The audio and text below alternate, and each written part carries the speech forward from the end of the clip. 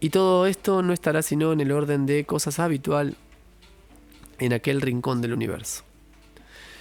En cuanto al experimento científico en sí mismo, puedo afirmar con toda certeza, de antemano, que por lo menos en su primera parte tendrá un éxito maravilloso. Y tendrá un éxito maravilloso debido a que los propios monos, como auténticos hijos del proceso terbeiniano,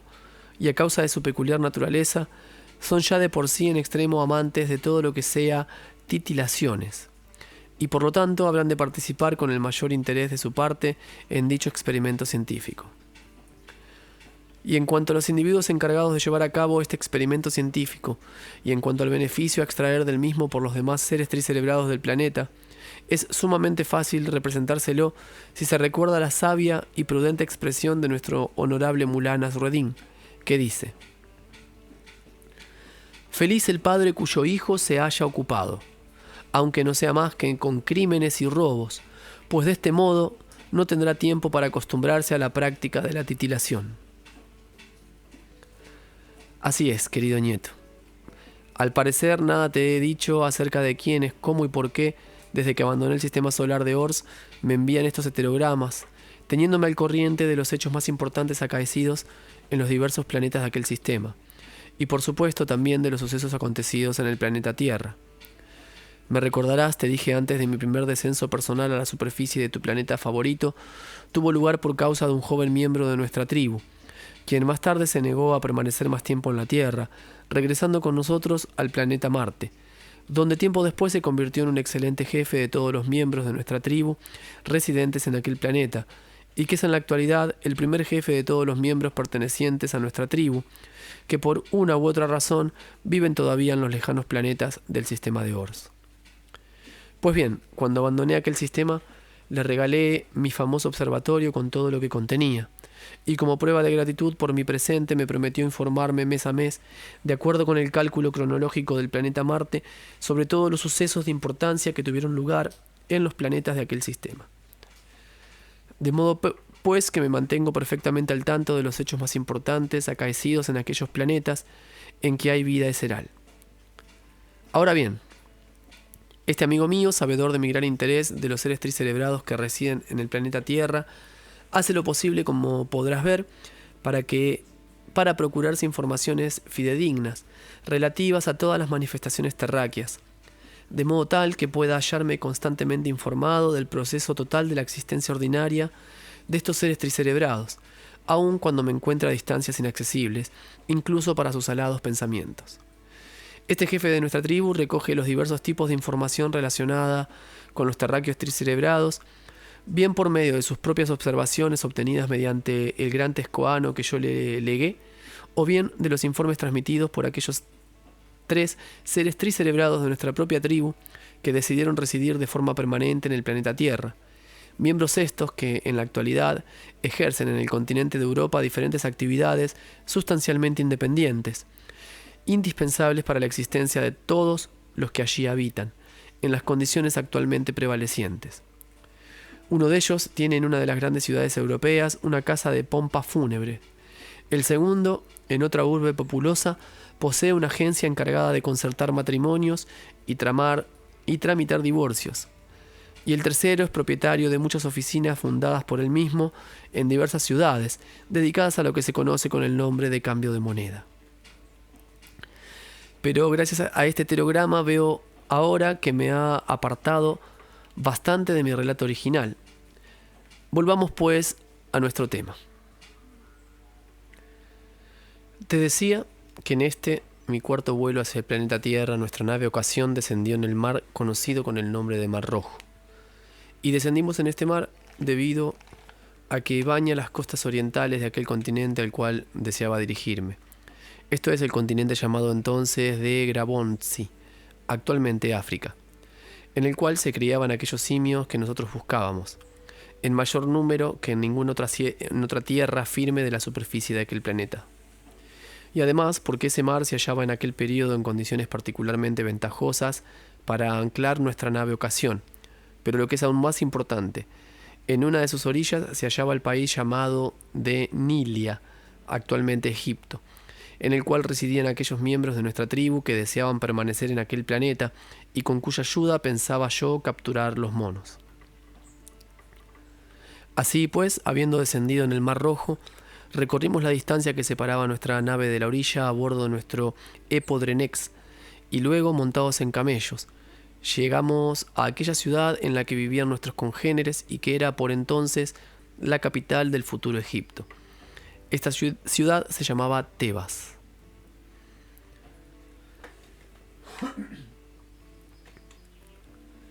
Desde el primer día de mi llegada a la ciudad de Tebas, uno de los miembros de nuestra tribu, que allí vivía, me contó, entre otras cosas, durante el transcurso de una conversación, que los terráqueos de aquella localización habían ideado un nuevo sistema para observar las diversas concentraciones cósmicas desde su planeta, y que se hallaban entonces construyendo cierto dispositivo necesario para llevarlo a la práctica, y que, asimismo, como todo el mundo decía,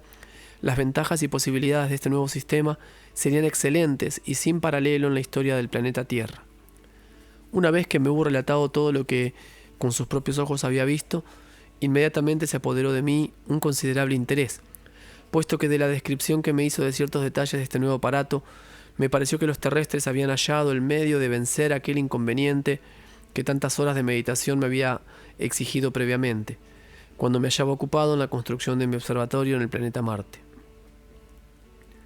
De modo pues que decidí postergar por cierto tiempo mi propósito inicial de dirigirme inmediatamente hacia el sur del continente para procurarme aquellos monos en cuya búsqueda había salido, decidiendo por el contrario dirigirme primero al lugar en que se estaba realizando aquella construcción,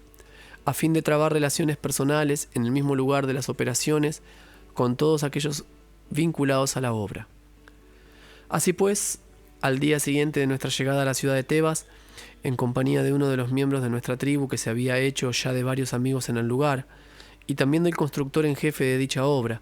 y claro está que también del bueno de Ajón, decidí el curso a bordo de lo que se llama entonces un Chortetev, de un afluente del caudaloso río conocido actualmente por el nombre de Nilo. Cerca del punto en que este río vertía sus aguas, formando una vasta superficie saliacorniapniana, se hallaban los edificios ya casi terminados de que antes te hablé, una de cuyas partes me interesó sobremanera. El distrito mismo en que se venían realizando las obras necesarias, tanto para la construcción de este nuevo observatorio como para otros muchos edificios destinados al bienestar general de la comunidad, se llamaban entonces de Abaslin. Algunos años después comenzó a llamarse Caironana, hasta que en la época actual fue denominado simplemente alrededores de El Cairo. Dichos edificios habían sido iniciados mucho tiempo antes por uno de los individuos llamados entonces faraones, designación esta que daban los habitantes de aquella región a sus reyes. Y en la época de mi cuarto descenso al planeta Tierra y de mi primera visita en aquel lugar, estos edificios especiales, cuya construcción él había iniciado, estaban siendo completados por su nieto, también faraón. Pese a que el observatorio que me había llamado la atención no había sido finalizado por completo, podía efectuarse, no obstante, ciertas observaciones de la visibilidad exterior de las concentraciones cósmicas, y los datos así obtenidos, así como la acción recíproca entre estos datos, podían ya ser objeto de amplio estudio. Los individuos encargados de aquellas observaciones y estudios se llamaban entonces astrólogos. Pero cuando posteriormente se apoderó de los terráqueos aquella enfermedad psíquica conocida por el nombre de necedad, estos especialistas se encogieron, reduciéndose a dar nombres a las concentraciones cósmicas remotas sin hacer cosa alguna de interés. Estos nuevos profesionales se llamaron astrónomos. En la medida en que la diferencia de significación y sentido en relación con los seres circundantes entre aquellos de los seres tricerebrados terráqueos que ejercían por entonces esta profesión y aquellos que tienen en la actualidad, por así decirlo, la misma ocupación, podría revelarte, por así expresarlo, lo evidente del persistente deterioro del grado de cristalización de los datos que conducen a una mentación lógica sana, que debiera hallarse en las presencias comunes de tus favoritos en cuanto seres tricerebrados que son, por lo cual me parece indispensable explicarte esa diferencia, ayudándote a hacerte una idea cabal de la misma. En aquella época, estos tricerebrados terrestres en edad responsable, llamados por los otros astrólogos, además de efectuar las mencionadas observaciones e investigaciones referentes a las diversas concentraciones cósmicas, con el fin de realizar un estudio más detallado de aquella rama del conocimiento general que ellos representaban, cumplían otras muchas obligaciones esenciales encomendadas a ellos por sus semejantes. Entre estas obligaciones fundamentales se hallaba la de aconsejar, al igual que nuestros serlicneros, a todas las parejas conyugales, según los tipos individuales de cada pareja, acerca de la época y formas propicias para consumar el sagrado, el moarno, a fin de alcanzar una deseable concepción como resultado. Y cuando tales frutos eran finalmente materializados, o como ellos dicen, nacían, debían trazar su oblequion erish, que no es sino lo que tus favoritos llaman horóscopo. Y tiempo más tarde, si bien ellos mismos o sus sustitutos debían, durante todo el periodo de formación del recién nacido y de su preparación para ingresar en la existencia responsable,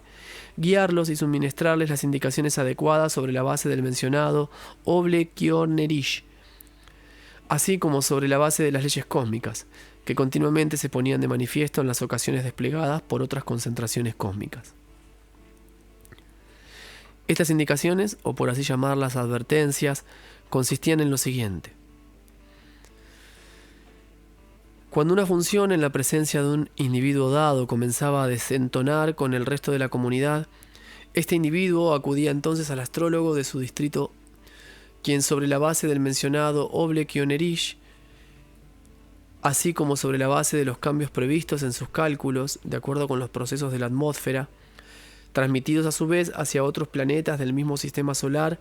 le indicaba exactamente lo que debía hacer con su cuerpo planetario en determinados periodos del movimiento crentonalnianos de su planeta, como por ejemplo la dirección en que debía acostarse, la forma en que debía respirar, los movimientos que debía realizar con preferencia, los tipos de relaciones que debía mantener y con qué personas, y muchas otras cosas por el estilo. Además de todo esto, los astrólogos asignaban a los seres tricentrados, en el 7º año de su existencia, también sobre la base del correspondiente oblequion erish, los compañeros adecuados del sexo opuesto, con la finalidad de llenar uno de los principales deberes eserales, esto es, la perpetuación de la raza, o como dirían tus favoritos, les adjudicaban maridos a las mujeres y esposas a los varones. Y aquí debo hacer justicia a los terrestres que vivían en la época en que estos astrólogos llevaban a cabo sus funciones. Ciertamente, entonces cumplían estrictamente sus indicaciones y realizaban las uniones conyugales ateniéndose rigurosamente a lo aconsejado por dichos astrólogos. En consecuencia, en aquella época, en lo que respecta a las uniones conyugales, éstas se realizaron siempre en conformidad con los tipos respectivos, de forma similar a lo que entonces a todos los planetas hablados por seres que es chapmartianos. Estos antiguos astrólogos terrestres concertaban estas alianzas con tanto éxito, debido a que si bien se hallaban muy lejos del conocimiento del gran número de las verdades cósmicas trogo-autoegocráticas, conocían ya perfectamente por lo menos las leyes de la influencia de los diferentes planetas del sistema solar sobre los seres que habitan en su propio planeta. Esto es, la influencia de estos planetas, la influencia que estos planetas ejercían sobre un ser dado en el momento de ser concebido, en el de su ulterior formación y también el de su completa adquisición del ser responsable. Poseyendo, gracias a la información que de generación en generación les había sido transmitida por sus mayores, un conocimiento práctico de varios siglos, conocían perfectamente qué tipos de temperamento pasivo eran más adecuados para el activo. Y gracias a todo esto, las parejas unidas de acuerdo con sus indicaciones tendían casi siempre a corresponderse perfectamente, y no como sucede en la actualidad, en que las parejas conyugales no coinciden en tipo casi nunca. Como consecuencia de ello, la vida entera de las actuales parejas se apoya en una vida interior, como ellos dicen, cuya mitad es dedicada a lo que nuestro estimado Mullah Nasreddin expresa con las siguientes palabras. Qué buen marido aquel, o qué buena mujer aquella, cuyo mundo interior no se haya ocupado por un continuo sermonear a la otra mitad. En todo caso, querido nieto, si estos astrólogos hubieran seguido ejerciendo su profesión en aquel planeta, con toda seguridad que gracias a sus prácticas ulteriores, la existencia de los habitantes de aquel desdichado planeta hubiera llegado a ser gradualmente, en sus relaciones familiares, algo semejante a la de los demás seres que habitan los otros planetas de este gran universo. Pero todo esto, que podría haber reportado tan beneficiosas ventajas al proceso de su existencia, fue desechado por los terráqueos, al igual que todas las demás conquistas valiosas, sin haberlas sacado provecho alguno, arrojándolo a los glotones cerdos, como diría nuestro respetado Mullah Nasreddin. Y estos astrólogos terráqueos, como siempre sucede allí, comenzaron pues gradualmente a encogerse, para luego evaporarse por completo. Tras la total abolición de las tareas encomendadas previamente a los astrólogos, otros profesionales hicieron su aparición en la escena, pero esta vez provenían de cierto círculo de eruditos de nueva formación, quienes también comenzaron a observar y estudiar, por así decirlo, los resultados originados en las diversas concentraciones cósmicas y su influencia sobre la existencia de los habitantes de su planeta. Pero como los seres ordinarios que rodeaban a estos profesionales no tardaron en advertir que sus observaciones y estudios solo consistían en la invención de nombres para los soles y planetas remotos, nombres por lo demás desprovistos de todo significado para ellos, y en la medición, por así decirlo, por medio de un método que ellos solo conocían y que constituían un secreto profesional, de la distancia existente entre los puntos cósmicos percibidos desde su planeta, con ayuda de esos juguetes que ellos llamaban telescopios, comenzaron a denominarlos, como ya te he dicho, astrónomos. Ahora que hemos hablado de estos ultra fantasiosos contemporáneos, podría muy bien, imitando nuevamente la forma de mentación y exposición verbal de nuestro querido maestro Mullah Nasreddin, iluminarte con el conocimiento de su significación, tan estimada por tus favoritos. Deberás saber, ante todo, lo concerniente a ese algo cósmico ordinario materializado para estos mismos tipos terrestres, que se concretiza casi siempre por sí mismo para todas las unidades cósmicas y que sirve a los seres dotados de razón objetiva, de fuente generadora para sopesar y comprender las explicaciones del sentido y significación de cualquier resultado cósmico dado. Este algo que sirve como fuente generadora para el descubrimiento de la significación de estos tipos terrestres contemporáneos es un necio mapa llamado por ellos mismos, claro está que inconscientemente, Carta Total de los Espacios Espaciales. No necesitamos extraer aquí ninguna otra conclusión lógica de esta fuente generadora especialmente materializada para ellos. Bastará simplemente decir que el nombre mismo de esta carta terráquea demuestra que las designaciones en ella efectuadas no pueden ser sino completamente relativas, puesto que con los medios a su alcance, pese a lo mucho que rompen sus estimadas cabezas ideando nombres extraños y haciendo diversas clases de cálculo, solo pueden ver desde la superficie de su planeta aquellos soles y planetas que para su suerte no cambian demasiado rápidamente el curso de su caída con respecto al planeta Tierra, brindándoles así la posibilidad durante un largo periodo, claro está que largo si se lo compara con la extrema brevedad de su existencia terráquea, de observarlos y de, como dicen con gran orgullo, establecer sus posiciones. En todo caso, querido nieto, por infructíferas que sean las actividades de estos representantes contemporáneos de la ciencia terráquea, te ruego que no te molestes con ellos. Si sus trabajos ningún beneficio acarrean a tus favoritos, por lo menos tampoco les perjudican en exceso. Al fin y al cabo deben ocuparse en algo. Por algo usan anteojos de origen germano y camisas especiales cosidas en Inglaterra. Déjalos que se ocupen con esto. Dios los bendiga. De otro modo, al igual que la mayoría de los pilastres que allí se encuentran ocupados, como ellos dicen, en cuestiones superiores, habrían de atarearse por puro aburrimiento en la lucha de 5 contra 1. Y es bien sabido de todos que los seres se ocupan en esa cuestión y irradian siempre de sí mismos ciertas vibraciones sumamente perjudiciales para los semejantes que los rodean. Pero basta ya. Dejemos a estos titilantes contemporáneos en paz y prosigamos con nuestro interrumpido relato. En vista del hecho, querido nieto, de que la capacidad consciente así expresada en la creación de esta construcción sin paralelo, antes o después de esta época, de la cual yo mismo fui testigo presencial, no fue sino el resultado de las conquistas alcanzadas por aquellos seres pertenecientes a la instruida sociedad de Akaldán,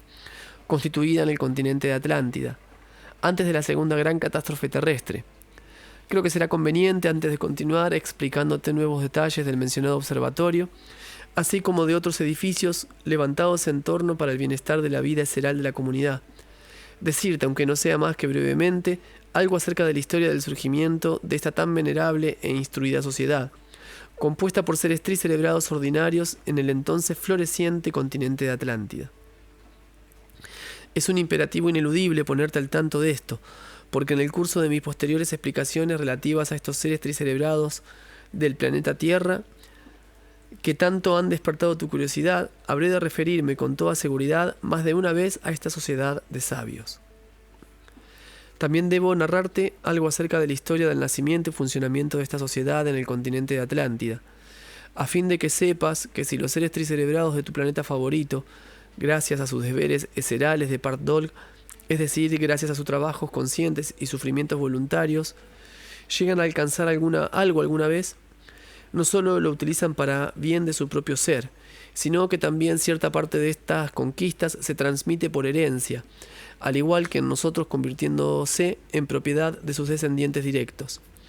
Puede percibirse este resultado conforme a las leyes naturales en el hecho de que, si bien el fin de la existencia del continente de la Atlántida ya habían comenzado a establecerse ciertas condiciones anómalas de vida ordinaria de los seres que nos ocupan, y de que después de la segunda gran catástrofe se dañaron en tal medida que muy pronto se resquebrajaron al punto de verse finalmente imposibilitados para manifestar las cualidades propias de las presencias de seres tricerebrados. No obstante, repito, sus conquistas del conocimiento fueron legadas en herencia, al menos parcialmente, si bien de forma mecánica, a sus lejanos descendientes directos. Debo decirte ante todo que me enteré de esta historia gracias a lo que se conoce con el nombre de teleoginoras, a entes situados en la atmósfera del planeta Tierra. Probablemente no habrás de saber todavía exactamente en qué consiste una teleoginora. Pues bien, trata ahora de transubstanciar en las partes correspondientes de tu presencia común la información correspondiente a esta materialización cósmica. Una teleoginora es una idea materializada o pensada que existe, después de su nacimiento, casi eternamente en la atmósfera del planeta en que surge. Las teleoginoras pueden tener su origen en aquella cualidad de la contemplación eseral que poseen y pueden llegar a materializar solo aquellos seres tricerebrados que han recubierto en sus presencias sus cuerpos eserales superiores y que han llevado al perfeccionamiento de la razón de la parte superior del ser, hasta el grado del sagrado Mart Fotai. Y las distintas series de ideas eserales así materializadas referentes a un hecho dado se conocen con el nombre de cintas korkaptilnianas del pensamiento. Al parecer, estas cintas korkaptilnianas del pensamiento, relativas a la historia del origen de la erudita sociedad de Akaldán,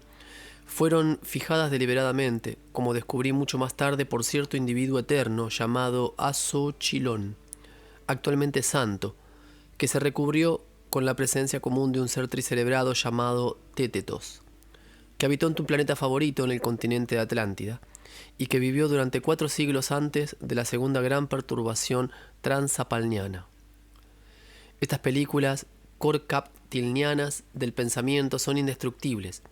duran tanto como el planeta y no se hallan sujetas a ninguna de las transformaciones provenientes de causa alguna a las cuales se encuentran sujetas todas las demás sustancias y cristalizaciones cósmicas. Y por mucho tiempo que haya transcurrido desde su surgimiento, todo ser tricerebrado en cuya presencia se haya adquirido la facultad de provocar la contemplación korkaptilniana puede percibir y descifrar los textos de estas películas korkaptilnianas del pensamiento. Así pues, querido niño, llegué a conocer por mí mismo todos los detalles relativos al origen de la sociedad de Akaldán, en parte gracias al texto de la teologinora recién mencionada, y en parte a numerosos datos que llegué a conocer mucho tiempo después. Es decir, en la época en que, habiéndome interesado considerablemente por este importantísimo factor, realicé mis minuciosas investigaciones. Según el texto de la mencionada Teleoginora y de los datos que más tarde llegué a conocer, pude establecer definitivamente, sin lugar a dudas, que esta sabia sociedad de Akaldán, originada en el continente de Atlántida y compuesta de seres tricerebrados del planeta Tierra, se constituyó 735 años antes de la segunda perturbación transapalniana. Fue fundada por iniciativa de un individuo llamado Velkultasi, quien estaba dotado con la facultad de llevar el perfeccionamiento de la parte superior de su ser, de un sacrosanto individuo eterno, y esta parte superior del mismo habita ahora en el santo planeta Purgatorio. Mi esclarecimiento de todos aquellos impulsos eserales internos y externos que llevaron al mencionado Velkultasi a fundar aquella admirable sociedad de seres tricerebrados ordinarios, sociedad que en su época fue envidiada en todo el universo por su perfección. Demostró que en cierta oportunidad en que dicho santo individuo Velkultasi se hallaba entregado a la contemplación, según es práctica de todos los seres normales, y se encontraban sus pensamientos por asociación, concentrados en sí mismo, es decir, en el sentido y objeto de su existencia. Supongo que de pronto que el proceso del funcionamiento de todo su ser no se había desenvuelto hasta entonces en conformidad con lo indicado por la sana lógica. Esta inesperada comprobación lo conmovió tan profundamente que desde entonces se dedicó por completo a reparar a toda costa las omisiones realizadas en su vida previa. Ante todo, decidió alcanzar sin tardanza alguna la potencia capaz de darle la fuerza necesaria para ser totalmente sincero consigo mismo, es decir, de conquistar y dominar aquellos impulsos que se habían vuelto habituales en el funcionamiento de su presencia común, a raíz de las muchas asociaciones heterogéneas que en él se desarrollaban, y que llegaban a su conciencia por toda parte de conmociones accidentales provenientes del exterior, generadas también dentro de sí mismo, es decir, los impulsos del amor propio, del orgullo, de la vanidad, etc. Y cuando después de increíbles esfuerzos orgánicos y psíquicos, según se llaman, logró su objetivo, comenzó, sin consideración alguna hacia estos impulsos eserales, que se habían vuelto ya inherentes a su presencia, a pensar y recordar qué impulsos eserales habían hecho presa de su presencia durante el período previo a todo esto, en qué ocasiones habían surgido, y la forma en que, consciente o inconscientemente, había reaccionado ante ellos. Sometiéndose así a este autoanálisis, comenzó a recordar qué impulsos había provocado determinadas reacciones en sus partes independientes, en sus partes independientemente espiritualizadas, es decir, en su cuerpo, sus sentimientos y sus pensamientos, así también como el estado de su esencia durante las reacciones más o menos intensas a determinados impulsos y la forma y el momento en que como resultado de estas reacciones había manifestado la posesión consciente de su yo, o había actuado automáticamente, siguiendo tan solo la guía del instinto. Y fue precisamente entonces cuando el portador del que más tarde habría de ser el santo individuo Velkultasi, recordando en esta forma todas sus percepciones, experiencias y manifestaciones anteriores, comprobó sin lugar a dudas que sus manifestaciones exteriores no correspondían en absoluto ni con las percepciones ni con los impulsos que definidamente se habían formado en su presencia. Posteriormente comenzó a efectuar nuevas observaciones igualmente sinceras con respecto a las impresiones provenientes del exterior y también de aquellas formadas en el interior de su ser, según eran percibidas por su presencia común. Y todas ellas las llevó a cabo sometiéndolas regularmente a exhaustivas y conscientes verificaciones con respecto a la forma en que estas impresiones eran percibidas por sus diferentes partes espiritualizadas, y cómo, en qué ocasiones eran experimentadas por su presencia total, y qué manifestaciones se convertían en impulsos. Estas exhaustivas observaciones conscientes y estas imparciales comprobaciones terminaron por convencer a Velkultasi de que algo se había desarrollado en su propia presencia común de forma muy distinta de la aconsejada por la sana lógica del ser. Como se desprendió claramente de mis minuciosas investigaciones posteriores, si bien Velkultasi había alcanzado un indudable conocimiento de la precisión de sus observaciones sobre sí mismo, dudaba todavía, sin embargo, de la exactitud de sus propias sensaciones e intelecciones, así como de la normalidad de su propia organización psíquica. Por lo tanto, se dio la tarea de establecer ante todo, si era normal que él interpretara y comprendiera todo esto de la forma en que lo hacía, y no de otra manera. Para esto decidió investigar la forma en que ello era interpretado y percibido por los demás. Con este propósito comenzó a interrogar a sus amigos y familiares a fin de establecer con sus propios testimonios la forma en que lo interpretaban todos y cómo entendían sus percepciones y manifestaciones pasadas y presentes. Si bien, claro está, con toda discreción, a fin de no rozar los impulsos antes mencionados, inherentes a la naturaleza de todos ellos, es decir, el amor propio, el orgullo, etc., que no son dignos de los seres triscerebrados.